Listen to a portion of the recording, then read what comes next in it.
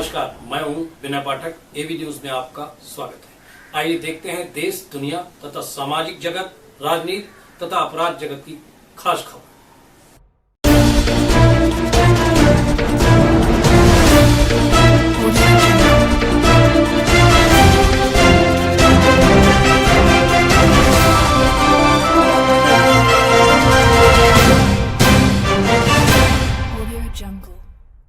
कौन कहता है कि मैं रास्तों का मोहताज हूं, जिधर चल पड़ूंगा रास्ता उधर बन जाएगा। जी हाँ, मैं बात कर रहा हूं आज बीसलपुर विधानसभा क्षेत्र के विधायक, जिन्होंने भारतीय जनता पार्टी का कई वर्षों से विधानसभा क्षेत्र में परचम लहरा के रखा है। 3 बार भारतीय जनता पार्टी से विधायक चुने गए और उसी कार भारतीय जनता पार्टी में एक बार मंत्री के पद पर रहे, जिन्होंने अपने क्षेत्र में जिस तरह से काम किया, जिस तरह से उनकी कार्यशैली रही, वो काफ़ी प्रशंसा का पात्र बने रहे और इसीलिए उनको क्षेत्र में जनप्रतिनिधि के रूप में बार बार नियुक्त किया जाता है। नेता की परिभाषा क्या होती है, अगर सही मायने में बात कहूँ तो यहाँ पर प्रतीत होती है कि जो जनता के बीच बैठे, जो जनता की बात सुने, जो जनता की बात कहे, उसी को नेता, उसी को जनप्रतिनिधि कहते हैं। आज हमसे बात करने के लिए यहाँ पर उपस्थित हैं माननीय श्री रामशरण वर्मा जी, जो भारतीय जनता पार्टी के विधायक हैं। हम उनसे सीधे बात करेंगे कि उन्होंने इस क्षेत्र की जनता के लिए क्या किया और क्या उनकी अपेक्षाएं हैं, जनता से क्या अपेक्षाएं हैं और वो क्या अपनी आश्वासन जनता को देना चाहते हैं और उन्होंने क्या अब तक इस क्षेत्र की जनता के लिए किया है। माननीय विधायक जी, भारतीय जनता पार्टी के आप विधायक हैं, आपने क्षेत्र की जनता को बहुत सी चीज़ें दी। वर्तमान परिवेश में, राजनीतिक परिदृश्य में आप राजनीति को किस स्थिति से देखते हैं? भारतवर्ष को आज़ाद हुए लगभग 68 वर्ष हो गए। ये 69वां वर्ष चल रहा है। तब से अब तक विकास की गति, मैं तो यही कहूँगा, पूरे यूपी को नहीं मिल सकी है, बल्कि हमारा विधानसभा क्षेत्र बीसलपुर विकास के नाम से अछूता रहा है। जब से हम विधायक बने हैं तब से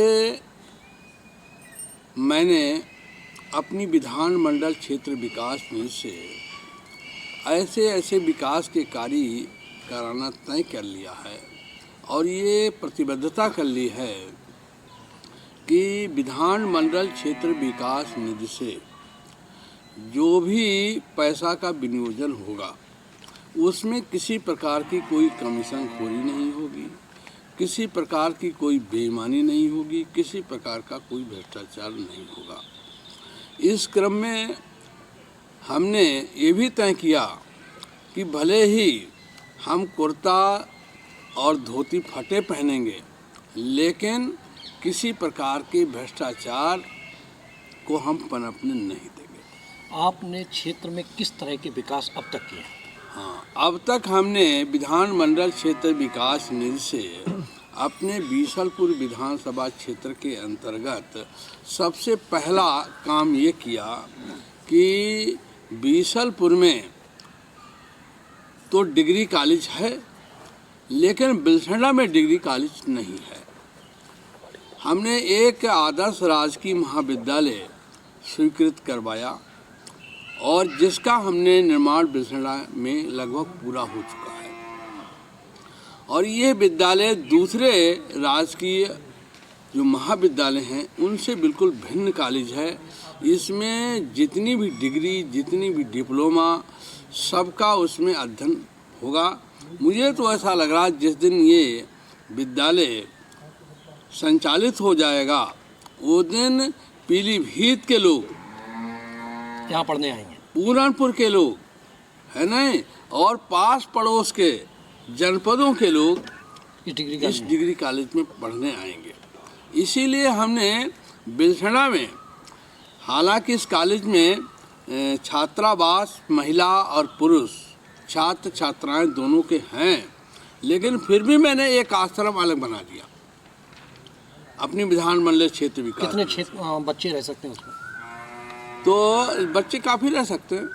अब थोड़ा अंदाज ये तो नहीं बता सकता हूँ, लेकिन फिर भी काफ़ी बच्चे उसमें आवास, छात्रावास, अच्छा, मतलब विद्यालय के अनुरूप रह सकते हैं। हाँ हाँ हाँ। तो इसीलिए मैंने सोचा वहाँ छात्रावास पर्याप्त बने हुए हैं, लेकिन फिर भी हमने कहा अगर बच्चे इस अधिक होते हैं, क्योंकि ऐसा कॉलेज है आदर्श राजकीय महाविद्यालय उसका नाम है, नाम से ही ये स्पष्ट हो रहा है कि बहुत ऐसा कॉलेज है जो कि इस जनपद में नहीं है, पास पड़ोस की जनपदों में नहीं है, इसीलिए स्वाभाविक है उसमें बच्चों की भीड़ होना। बच्चे होंगे तो छात्रावास पर्याप्त है, लेकिन फिर भी हमने एक आश्रम बना दिया बिछड़ा में। अगर फालतू बच्चे होते हैं तो बच्चे वहाँ रह करके पढ़ सकेंगे। वहीं पास में ही एक हमने रैन बसेरा बना दिया, क्योंकि हम ये अनुभूत किया करते थे कि जब कोई बिलसड़ा या बीसलपुर में बाज़ार में ख़रीदारी करने आता है तो किसी कारणवश उसको विलम्ब हो जाए, तो वो रिश्तेदारी या जान पहचान उसकी नहीं है, तो उसके लिए रुकना एक बहुत बड़ी समस्या थी। उसमें कोई रुकने रैन बसेरा में कोई फीस वगैरह है? जी, रुकने के लिए रैन बसेरे में अगर कोई रुकता है आदमी, हाँ, तो उसके लिए कोई फीस वगैरह तो नहीं? कोई फीस तो नहीं पड़ेगी, निःशुल्क रुकेंगे रैन बसेरा में। इसी तरीके का बिलसड़ा में एक रैन बसेरा, और बिलसड़ा में नहीं एक रैन बसेरा बीसलपुर में हमने निर्माण करा दिया है, और जिसके 2 वर्ग कर दिए हैं। महिलाओं का अलग पोर्शन कर दिया है और पुरुषों का अलग पोर्शन कर दिया है, दोनों के पोर्शन अलग अलग है। इसी प्रकार से बिलसड़ा में हम ये भी अनुभूत किया करते थे कि जो बस अड्डा हमारे बीसलपुर में तो है, लेकिन बिलसड़ा में कोई बस अड्डा नहीं है, इसलिए हमने बिलसड़ा में भी एक बस अड्डा स्वीकृत करा दिया।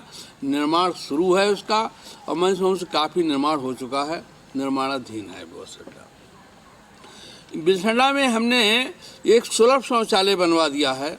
हमारे आप सबके घरों में मक्खी तो बैठ सकती है, लेकिन उस सुलभ शौचालय में मक्खी नहीं बैठेगी। सुंदरता इतना सुंदर बना दिया, उसमें बाकायदा कर्मचारी एक रहा करेगा, जो लोगों को ये सुविधा प्रदत्त कराएगा, उसकी सफाई करेगा, उसको सुरक्षित रखेगा, है ना। इस तरीके से एक सुलभ शौचालय मैंने बिलसड़ा बना दिया।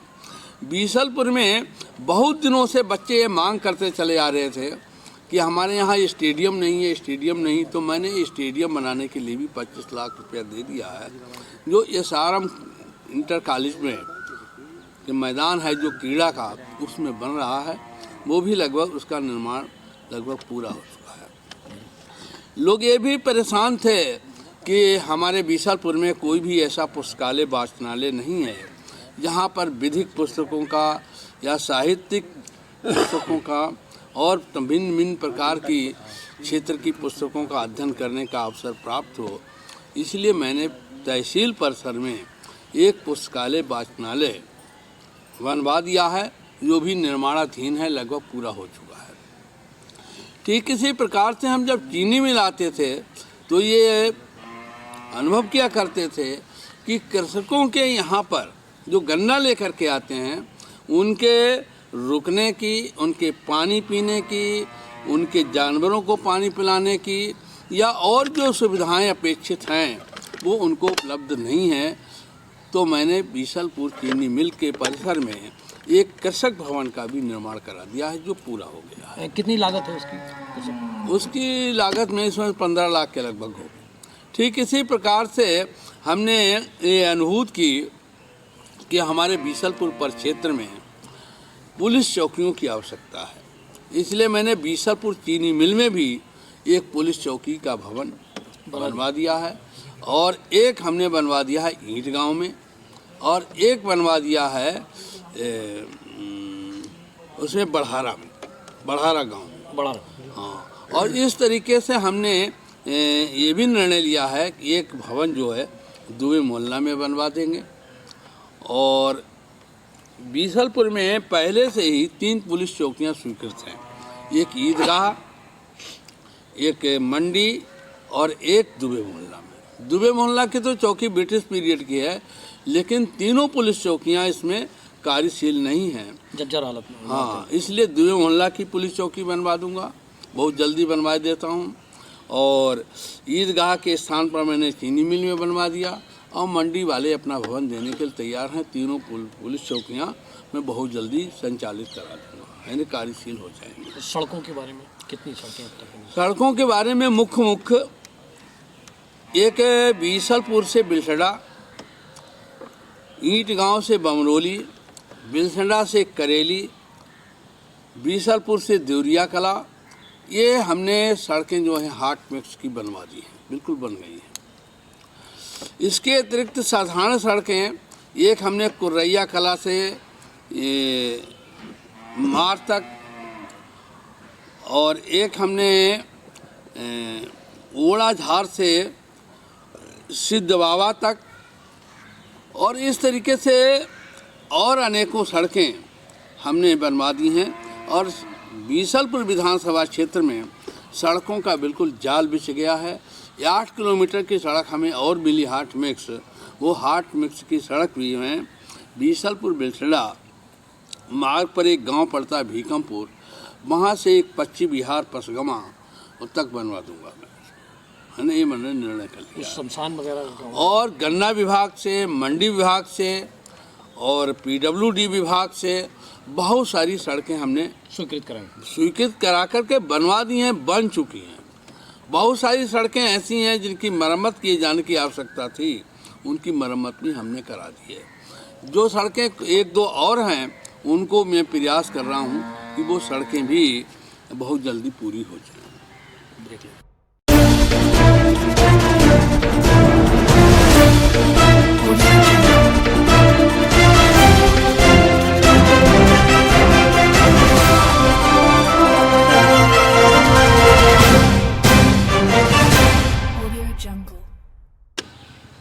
वृद्धा आश्रम का निर्माण करा दिया है। ये वृद्धा आश्रम भी 2 श्रेणी का है, महिलाओं का अलग है और पुरुषों का अलग है। हम ये अनुभूत किया करते थे कि जो लड़के आजकल के नए हैं वो जहाँ कमाई करने लगते हैं अपने माँ बाप को ठोकर मारते हैं कि जाओ, है ना, बेचारे मारे मारे घूमते रहते हैं। तो इसलिए हमने एक वृद्धा आश्रम का निर्माण करा दिया है। हालांकि बीसलपुर में वृद्धा आश्रम एक चल रहा था, लेकिन उसमें ठहरने की कोई व्यवस्था नहीं है। अब मैंने वृद्धाश्रम ऐसा बनवा दिया जिसमें वृद्धों के लिए, असहाय लोगों के लिए खाने की, रहने की, उनके नहाने की, उनके कपड़ा धोने की, सारी तेल साबुन सब उपलब्ध रहेगा, पूरी व्यवस्था रहेगी। और उनको वृद्ध लोगों को वहाँ आराम से, असहाय लोगों को रहने की व्यवस्था है, मैंने ये करा दी है। जिसको बहुत जल्दी हम एक निजी क्षेत्र की संस्था है वृद्ध सेवा संस्थान, उनको मैं हैंड ओवर कर दूंगा और इस तरीके से वो संचालन करेंगे। जो इधर उधर खाना खिलाया करते थे वृद्ध लोगों को, अब वहीं रह करके आवासीय वृद्धाश्रम हमने बनवा दिया। ओके, हाँ सर, और किस तरह के विकास किए आपने? मैंने बीसलपुर नगर में एक बारात घर का भी निर्माण करा दिया। ये मैंने इसलिए निर्माण कराया, यद्यपि निजी क्षेत्र में बहुत सारे बारात घर हैं, लेकिन उनमें बहुत बड़ी बड़ी वसूली बारात रुकने के लिए की जाती थी। ये हमने निःशुल्क बारात घर का निर्माण करा दिया है। अब गरीब लोग, असहाय लोग बारात घर में शादी अपनी विवाह कर सकते हैं। बहुत सुंदर बारात घर बनवाया है। कुछ उसमें कमी रह गई है, उसके लिए पैसा मैंने जारी कर दिया है, वो भी बन जाएगा। पूरे विधानसभा क्षेत्र में कुछ ऐसे स्थल हैं जहां लोग बैठ करके यात्री वाहन का इंतज़ार किया करते थे। चाहे धूप होती, चाहे वर्षा होती, सब उनको सहन करना पड़ता था। तो हमने ऐसे 32 स्थानों पर यात्री छाता पूरे विधानसभा क्षेत्र में, जिन पर यात्री बैठ करके अपना इंतजार वाहनों का कर सके। यात्री शेड मैं आगे ये भी करने जा रहा हूँ कि जो भी यात्री साधक हैं, वो MD से मेरी बात हो गई है कि जहाँ जहाँ यात्री साधक होगा वहाँ वहाँ रोडवेज की बसें रुका करेंगी, ताकि लोग आराम से उन बसों पर बैठ सकें, है नहीं। इसका मतलब 32 बस अड्डा, ये शेल्टर, जिसको शेल्टर ये लोग कहते हैं, 32 रोडवेज के शेल्टर हो गए, है नहीं। और जो हमारे बीसलपुर का बस अड्डा है उसको भी हम उच्चीकृत करवा रहे हैं, उसको डिपो के रूप में बना रहे हैं। अभी 4-5 दिन हुए यहाँ MD आए थे तो हमारी बात हो गई है। उन्होंने निर्देश भी दे दिया है अधिकारियों को कि वहाँ जाकर के सर्वे कर लाओ, उसको डिपो बनाओ। तो इस क्रम में अधिकारी लोग गए भी थे उसका ये सर्वे। काफ़ी दिनों से पेंडिंग था ये हाँ बीसलपुर का। हाँ इसके अलावा और क्या? हाँ, बीसलपुर में एक बाईपास की बहुत ज़रूरत समझी जा रही थी, तो बाईपास का भी पैसा बहुत जल्दी मिलने वाला है। बाईपास बन जाएगा और बीसलपुर का जो रेलवे स्टेशन है, मुख्य मार्ग है, उसका भी उद्धार हो जाएगा। ये सर, पैसा हमको मिल बाईपास किस तरह से रहेगा, किस तरह से योजना है? बाईपास जो है वो जो देवरिया कला मार्ग है रामलीला के पास से, वहाँ से बाईपास बीसलपुर बस अड्डा, मिनी उद्योग मंडी समेत होता हुआ बीसलपुर बस अड्डा मार्ग में मिल जाएगा और वहाँ से उसका संपर्क एलबी मार्ग से और बरेली मार्ग से रहेगा। इसके अलावा अच्छा, इसके अलावा हमने अपने पूरे विधानसभा क्षेत्र में गांव-गांव सप्ताह गृह बनाने का निर्णय लिया था, क्योंकि हमें विधानमंडल क्षेत्र विकास निधि का केवल 1.5 करोड़ रुपया मिलता है। 372 गांव हमारी विधानसभा में हैं। अगर सारे गांवों में मैं दे दूं एक साथ, तो मुझे लग रहा हमारी 5 साल की भी विधानसभा क्षेत्र का पैसा लग जाएगा, तो भी पूरे नहीं हो पाए। इसलिए मैंने उनको 3 चक्रों में बनाने का निर्णय लिया है। प्रथम चक्र में हमने न्याय पंचायत मुख्यालय और उन मुख्यालयों से संबंधित सारे मजरों में सप्ताह गृह बनाने का निर्णय ले लिया, उसका पैसा जारी कर दिया। अब बहुत सारे बन गए, 2 4 6 रह गए होंगे, वो भी बन जाएंगे और इस प्रकार से 41 सप्ताह गृह बन रहे हैं, बन चुके हैं लगभग जी। अगले चक्र में मैं गांव सभा लूँगा और गांव सभा के बाद अगले चक्र में जो राजस्व गांव तीसरे चक्र में होंगे उनको सम्मिलित कर लिया जाएगा।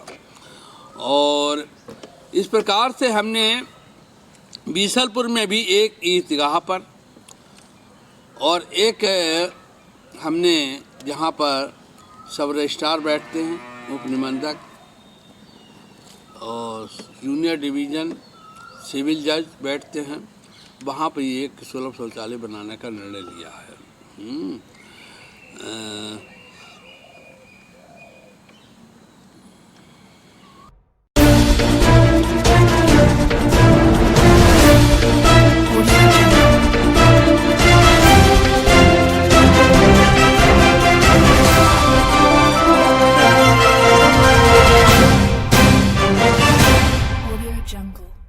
एक हमने वो बनवा दिया है यहाँ पर बीसलपुर में, वाल्मीकि आश्रम का बहुत बड़ी आवश्यकता थी, एक वाल्मीकि आश्रम का बनवा दिया है।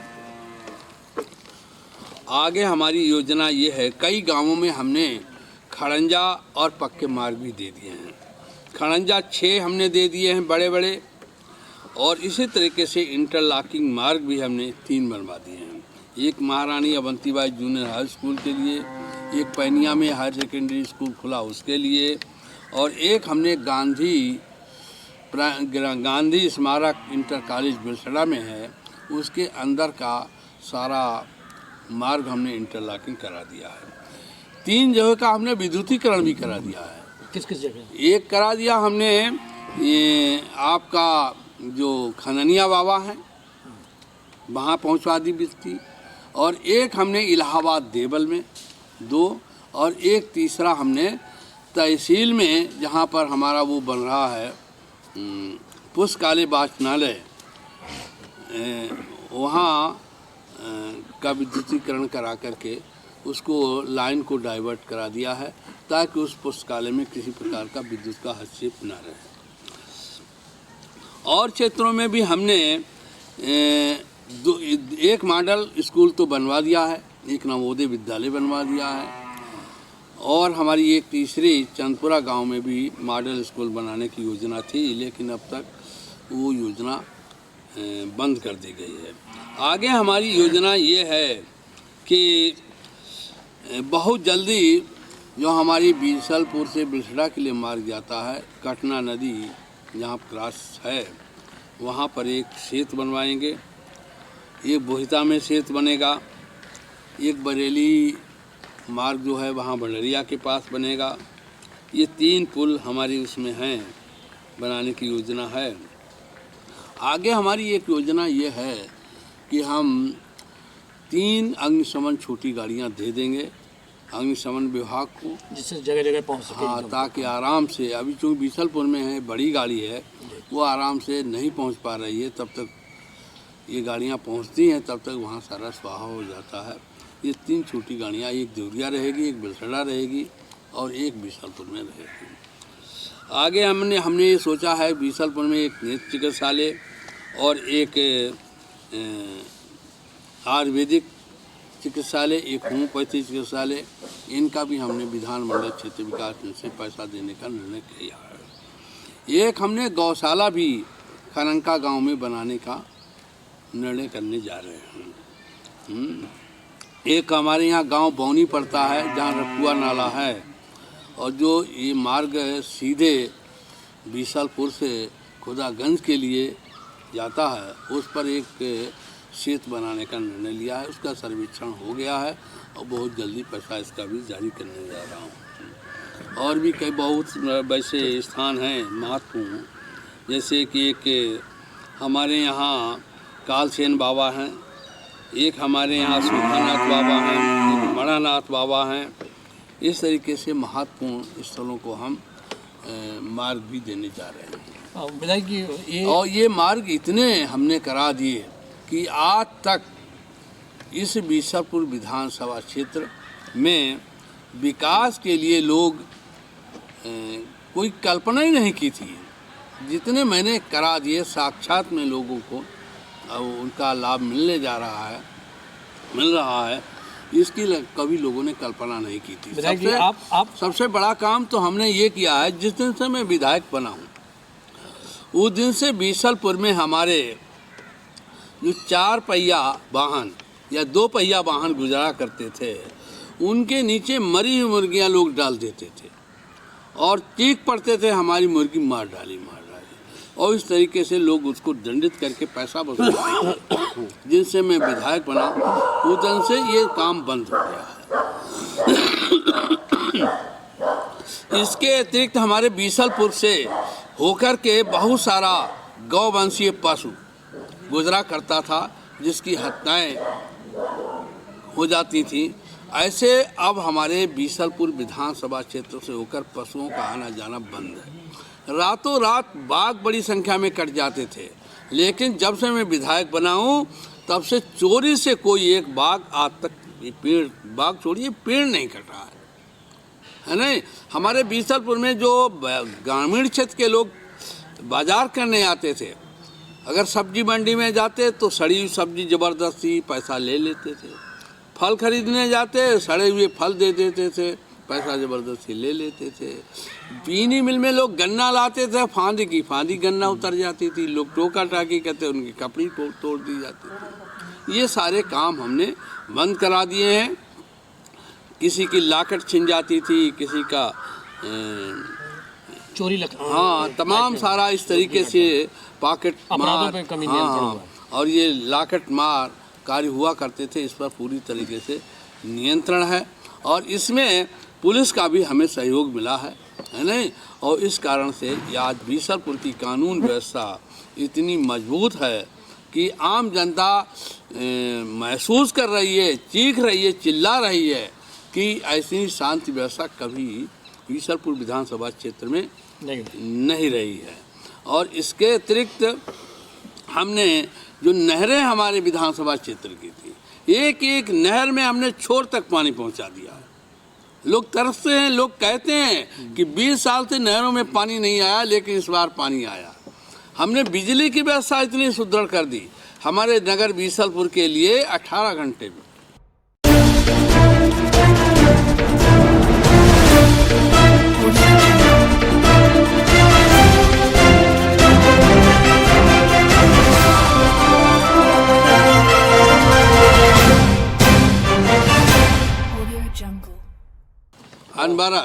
विधायक जी, आपने कहा कि हमने बिजली की व्यवस्था की, हमने सड़कों की व्यवस्था की, हमने पानी की व्यवस्था की, लेकिन एक बहुत बड़ी व्यवस्था की बात जहाँ पे रह गई कि यहाँ पर हमने देखा बीसलपुर अस्पताल की हालत जर्जर है। वो वहाँ पर अभी तक सर्जन ऐसा कोई डॉक्टर नहीं है, अगर कोई पेशेंट घायल होता है तो तुरंत उसको इलाज मिल सके। क्या इस ओर आपने ध्यान दिया है?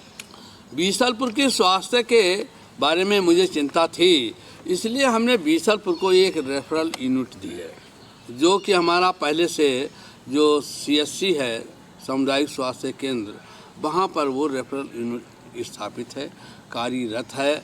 लेकिन मैं निरंतर प्रदेश स्तर पर, जनपद स्तर पर ये मांग करता चला आया हूँ कि पर्याप्त चिकित्सा विशेषज्ञों की और जो अपेक्षित यंत्र हैं उनकी समुचित व्यवस्था कर दी जाए। इस क्रम में प्रयास हमारा चल रहा है। शासन और प्रशासन भी इस ओर हमारे साथ सहयोग कंधा से कंधा मिलाकर कर रहा है और निश्चित रूप से स्वास्थ्य व्यवस्था भी सही हो जाएगी। विधायक जी, ये तो रही शिक्षा पानी विकास की बात। हाँ। यहाँ पर एक बात और राजनीतिक रूप से रही अभी तक कि आपके बारे में चर्चा रही, जबकि आप भारतीय जनता पार्टी का इस क्षेत्र, इस विधानसभा क्षेत्र बरेली मंडल में कहीं ना कहीं आपने वजूद स्थापित किया और उत्तर प्रदेश में एक रिकॉर्ड कायम किया। ऐसे में एक सवाल उठा लोगों के जन में कि आप भी बहुजन समाज पार्टी में जाने की कोशिश कर रहे हैं या प्रयास कर रहे हैं, या क्या किस तरह की अफवाह है या इसमें कहीं कोई सच्चाई? मैं भारतीय जनता पार्टी का सक्रिय कार्यकर्ता के रूप में सेवा करता रहा हूँ और करता रहूँगा। हमारे यहाँ बसपा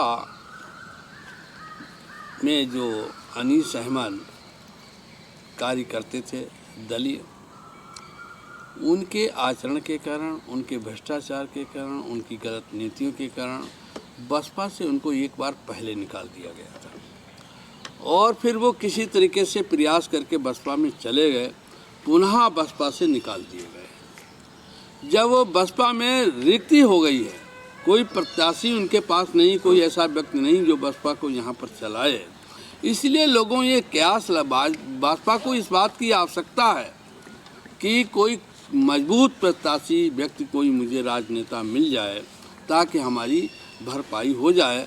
इस क्रम में लोग ये कयास लगा रहे हैं कि वर्मा जी बसपा में चले जाएंगे, उन्हीं की लोग तलाश कर रहे हैं। ये झूठी अफवाह, ये झूठी अफवाह है। इसके अलावा वर्मा जी, सबसे आखिर में एक सवाल, चुनाव आने वाला है, किस तरह की लोगों से अपेक्षा है? आपने इतना समय दिया, इतना काम किया, इस अवस्था में भी किस तरह की आपसे लोगों की अपेक्षा है और आपकी क्या उनसे अपील रहेगी? जहाँ तक हमारा विश्वास है, जिस दिन, वैसे तो मैं ये कहता हूँ चुनाव नहीं लड़ूंगा, लेकिन कार्यकर्ता अपने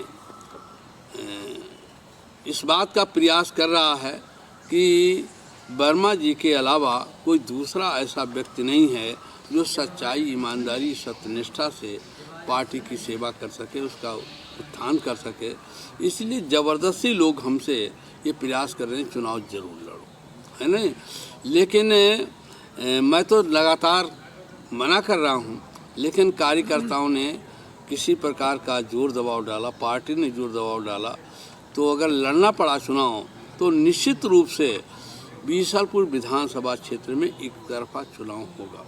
जितना वोट पिछले बार मुझे पूरे प्रदेश में दूसरे नंबर का वोट मिला, जो वोट मिलने की अधिकता के दृष्टिकोण से दूसरा नंबर था, इस बार मुझे लग रहा है पहले नंबर से भी बहुत आगे जाऊंगा। ये तो जहाँ तक बीसलपुर स्तर की बात थी, आपके स्तर की बात है, आपको वर्तमान परिवेश में राजनीतिक भविष्य क्या लगता है भारतीय जनता पार्टी का उत्तर प्रदेश में? भारतीय जनता पार्टी की सरकार बनेगी, इसमें कोई संशय की बात नहीं है ना। नेतृत्व किसका रहेगा उत्तर प्रदेश में? अब नेतृत्व भैया हम वो जो फोरम है भारतीय जनता पार्टी का, ये तय करने वाला, वो तय करेगा। हम तो बहुत छोटे कार्यकर्ता हैं। लास्ट में आखिर क्षेत्र की जनता से क्या कहना चाहेंगे? क्षेत्र की जनता से यही कहना चाहूँगा कि बीसलपुर विकास की दृष्टिकोण से, प्रशासनिक दृष्टिकोण से, अगर हमारे इस 4 वर्षों में बहुत कुछ हुआ है ना, तो निश्चित रूप से भारतीय जनता पार्टी को सफल बनाएगी। रोशनी खुद ही मिटा देती है अंधेरे का वजूद, तुम चिराग जलाओ तो सही। जी हाँ, हम आज चर्चा कर रहे थे भारतीय जनता पार्टी के विधायक रामचंद्र वर्मा जी से। जिस तरह से उन्होंने क्षेत्र की जनता के लिए सड़कों का जाल, पानी की समस्या, सब ग्राह, तमाम चीज़ें, स्कूल, कॉलेज, पानी की समस्या, नहरों की समस्या, किसानों की समस्या, कानून व्यवस्था, इन तमाम चीज़ों के लिए संघर्ष करके क्षेत्र की जनता के लिए विकास की ओर अग्रसर किया, तो इसमें कोई दो राय नहीं कि वास्तव में उन्होंने अंधेरे में रोशनी जलाने का काम किया है। मैं विनय पाठक, कैमरामैन अजय शर्मा के साथ, हम एवी न्यूज़ के लिए। एवी न्यूज़ में खबरों का सफरनामा करते हैं समाप्त। विनय पाठक को दीजिए इजाजत। हम फिर मिलते हैं नई खबरों, नए सफर के साथ। लेकिन चलते चलते गुजारिश, विनती, अनुरोध, यदि आपके आसपास कोई घटना घटित हुई या कोई समस्या है और आप उसे एवी न्यूज़ तक पहुंचाना चाहते हैं, तो हमारे स्क्रीन पर दिखाए जा रहे नंबर पर सीधे संपर्क कर सकते हैं। नमस्कार।